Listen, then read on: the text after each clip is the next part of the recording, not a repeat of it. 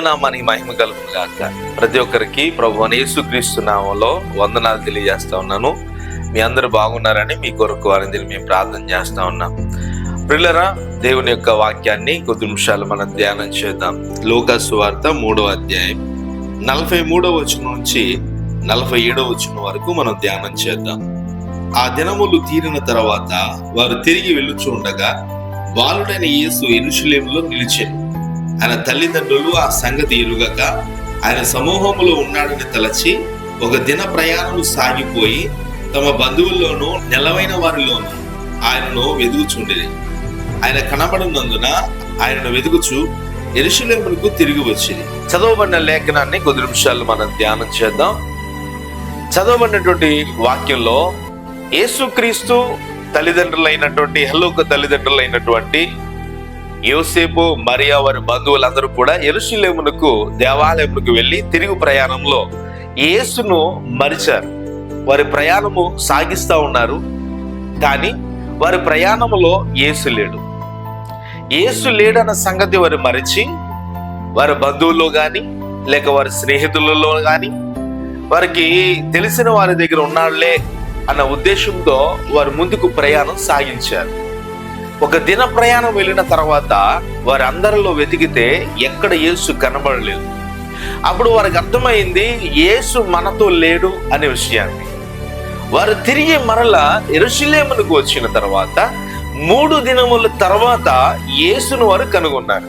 ఈ సందర్భాన్ని బట్టి కొద్ది విషయాలు మనం నేర్చుకోవాలి. ఏంటి ఆ విషయాలు అంటే, మన ప్రయాణంలో కూడా చాలాసార్లు యేసు ఉన్నాడు అన్న అపోహతో ముందుకు సాగిపోతూ ఉంటాం.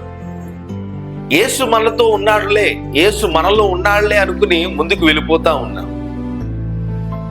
కానీ మనకు తెలియని విషయం ఏంటంటే, యేసు మనలో వస్తున్నాడా, మనతో ఉన్నాడా అనేటువంటి ఆలోచన మనకు లేదు. యేసు మనతో ఉన్నాడా లేడా అని ఆయన వెతకలేకపోతున్నాం, కనిపెట్టలేకపోతున్నాం. ఒక అపోహతో మనం వెళ్ళిపోతా ఉన్నాం ముందుకి, యేసు మనతోనే ఉన్నాడు అని. పిల్లరా, కానీ వాస్తవానికి వారు కనుగొన్నారు, వారి జీవితంలో కానీ వారి ప్రయాణంలో యేసు లేడని తెలుసుకుని వారు తిరిగి ప్రయాణాన్ని మొదలు పెట్టారు. ఎక్కడ యేసును పోగొట్టుకున్నారో, ఎక్కడ యేసును విడిచిపెట్టేశారో, ఎక్కడ యేసుని మర్చిపోయారో అక్కడికే తిరుగు ప్రయాణాన్ని మొదలు పెట్టారు. వెళ్ళారు. 3 దినాల తర్వాత యేసును కనుగొని మరలా యేసును కలుపుకొని వారి ప్రయాణాన్ని గమ్యస్థానానికి కొనసాగించారు. పిల్లల, యేసు లేని ప్రయాణం అర్ధంతరంగా ఆగిపోతుంది. వారి ప్రయాణం కూడా ఆగిపోయింది. యెరూషలేము నుండి వారి స్వగ్రామానికి వెళ్ళవలసిన ప్రయాణము ఆగిపోయి మరలా వారి ప్రయాణం ఎక్కడికి ప్రారంభమైందో అక్కడికే చేరింది. ఈరోజు ఒకవేళ క్రైస్తవులైన మన జీవితాల్లో యేసు లేని ప్రయాణం ఒకవేళ చేస్తూ ఉన్నావేమో, యేసు లేకుండా నీ ప్రయాణాన్ని కొనసాగిస్తూ యేసు నాలో ఉన్నాడులే, యేసు నాతో ఉన్నాడులే, నా పనిలో ఉన్నాడులే, నేను చేసే ప్రతి పనిని ఆయన దీవిస్తున్నాడులే, ఆయన చూస్తూ ఉన్నాడని ఒకవేళ మనం అపోహపడుతున్నామేమో. కానీ వాస్తవానికి మన జీవితంలో ఉన్నాడా లేదా అని మనం ఎప్పుడైనా వెతికామా? వెతికితే మన జీవితంలో యేసు కనబడతాడు. ఒకవేళ ఉంటే కనబడతాడు, లేకపోతే ఆయన మర్చిపోయామో, ఆయన విడిచిపెట్టేశామో, ఆయనతో మనం కలిసి ప్రయాణం చేయట్లేదు, ఆయనతో మనం కలిసి సహవాసం చేయట్లేదు అన్న సంగతి అయినా మనకు అర్థమవుతుంది. పిల్లలు, యేసు మనలో ఉన్నాడులే అనుకుని మనం ముందుకు వెళ్ళిపోతే మనం చాలా ఇబ్బందులు పడ్డట్లే. కాబట్టి మన జీవితంలో మన ప్రయాణమే కానీ, మన యొక్క జీవిత యాత్రే కానీ అర్ధంతరంగా ఆగిపోకూడదు అంటే, ఆశీర్వాదకరంగా ఉండాలి అంటే మనతో యేసు ఉండాలి. మన జీవితంలో యేసు ఉండాలి. అప్పుడే మన జీవితాలు ఫలభరితంగా మారుతాయి. మనం వెనుక తిరిగి ఒక్కొక్కసారి పరిశోధించుకోవాల్సిన వారుగా ఉన్నాం. యేసు లేని ప్రయాణం ఒకవేళ చేస్తూ ఉంటే ఇది ఎప్పటికైనా సరే మన ప్రయాణం ఆగిపోతుందని మనం అర్థం చేసుకోవాలి. యేసుతో కలిసి నీ ప్రయాణం అనేది గమ్యస్థానానికి చేరుస్తుంది. ప్రియులారా, మన జీవితంలో యేసు ఉన్నాడా, మన ప్రయాణంలో యేసు ఉన్నాడా, మన జీవితంలో నడుస్తున్న ఈ జీవిత యాత్రలో యేసుతో కలిసి మనం ప్రయాణం చేస్తా ఉన్నామా, నిత్యము దేవునితో సహవాసం కలిగి ఉన్నామా లేదా అనేటువంటి ఆలోచన కలిగి మనం పరిశోధించుకోవాలి మన జీవితాన్ని.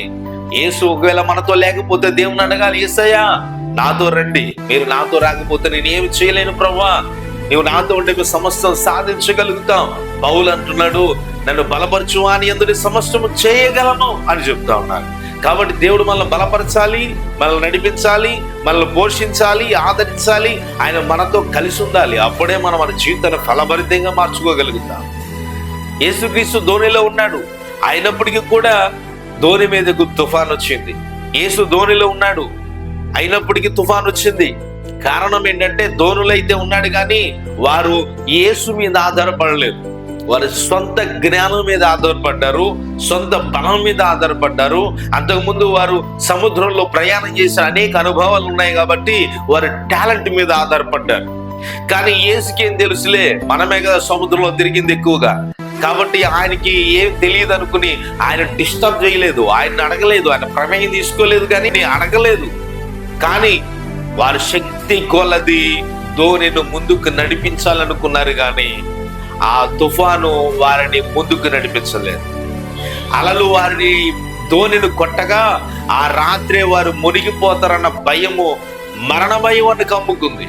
పిల్లరా, అప్పుడు యేసుని అడగట్లేదు కానీ, యేసు మీద ఆధారపడట్లేదు కానీ, మీరు నశించిపోతా ఉంటే నీకు చింత లేదా అని చెప్పి ఆయన మీద కోపపడ్డట్లుగా మనం చూస్తాం. పిల్లరా, యేసుని అడగకుండా, యేసు ధోనిలో ఉన్నప్పటికీ ఆయన మీద ఆధారపడకుండా ఆయన్ని అలా ఉంచి మన సొంత పనిని మనం చేయడం, సొంత ఆలోచనలు చేయడం, సొంతగా మన నిర్ణయాలు మనం చేసుకోవడం వల్ల మనము ఏది సాధించలేము. మన జీవితం అనేటువంటి ఈ ధోనిలో మనం వెళుతూ ఉండగా సముద్రం అంటే ఈ లోకం మీద వచ్చే శ్రమలు నిన్ను నన్ను ముందుకు కదిలించలేని పరిస్థితులు అవుతాయి. కానీ ధోనిలో యేసు ఉంటే మంచిది. చాలా మంది జీవితాల్లో ధోనిలో యేసు ఉండడు. కొన్ని సందర్భాలు యేసు ఉన్నప్పటికీ ఆయన యొక్క పర్మిషన్ మనం తీసుకోం, ఆయన అడగం, ఆయనతో సహవాసం మనం చేయం. శిష్యులు కూడా ఇదే సందర్భాన్ని వారికి ఎదురయ్యాయి. వారు ధోనిలో యేసు ఉన్నప్పటికీ ఆయనను అడగలేదు, ఆయన మీద ఆధారపడలేదు. వారి సొంత జ్ఞానం మీద ఆధారపడ్డారు, తెలుగు మీద ఆధారపడ్డారు, టాలెంట్ మీద ఆధారపడ్డారు, వారి బలము మీద ఆధారపడ్డారు. బలము శక్తి కొలది ముందుకు నడిపించాలనుకున్నారు కానీ వారు వాళ్ళ కాలేదు. కానీ యేసు లేచి సముద్రమును గాలిని గద్దించగా అవన్నీ నిమ్మలమైపోయినాయి. పిల్లరా, నీ జీవితంలో ఒకవేళ యేసు తల్లిదండ్రులు మర్చిపోయినట్లుగా నీ జీవితంలో యేసును మర్చిపోయి నీ ప్రయాణాన్ని కొనసాగిస్తున్నావేమో, చాలా అపాయంలో ఉన్నావన్న సంగతిని అర్థం చేసుకో. ఒకవేళ నీ జీవితంలో యేసుతోనే ప్రయాణం చేస్తూ ఉన్నావేమో, కానీ శిష్యులు మర్చిపోయినట్లుగా ఆయన్ని పర్మిషన్ అడగడం మానేసేవేమో, ఒకవేళ ఆయనతో మాట్లాడడం మానేసేవేమో, ఆయన అడగడం మానేసేవేమో, నీ యొక్క ప్రతి ఆలోచన నీకు నచ్చినట్లుగా చేస్తూ వెళ్ళేవేమో, అది కూడా నీకు ప్రమాదమే. కానీ మనం చేయవలసింది ఏంటంటే యేసు మనతో ఉండాలి, మన జీవితంలో ఉండాలి. రెండవది, యేసుకు నచ్చిన ప్రతి పని మనం చేయగలగాలి. అప్పుడే మన ఫలభరితమైనటువంటి ఆశీర్వాదాన్ని, అభివృద్ధిని మనం చూస్తాం. ఇవేమి చేయకుండా ప్రభువా నాకు అద్భుతం చేయి ప్రభువా, నా జీవితం ఆశీర్వదించు ప్రభువా అంటే ఎలా సాధ్యం అవుతుంది? కాబట్టి యేసు నీ జీవితంలో ఉన్నాడో లేదో పరీక్షించుకో. యేసు లేకపోతే నా ఆహ్వానించు. ఒకవేళ యేసు ఉండి కూడా నువ్వు ఆయన్ని తట్టట్లేదేమో, అడగట్లేదేమో, ఆయన ఎదుటి నువ్వు పర్మిషన్ తీసుకోవట్లేదేమో, ఆయనకి నచ్చిన పని నువ్వు చేయట్లేదేమో, ఒకవేళ ఇది మొదలుకొని మనం ఆయనకి నచ్చినట్లే జీవించగలిగితే మన జీవితాలు ఖచ్చితంగా ఫలభరితంగా మారుతాయి. దేవుడి కొద్ది మాటలు దీవించును గాక. ఆమేన్.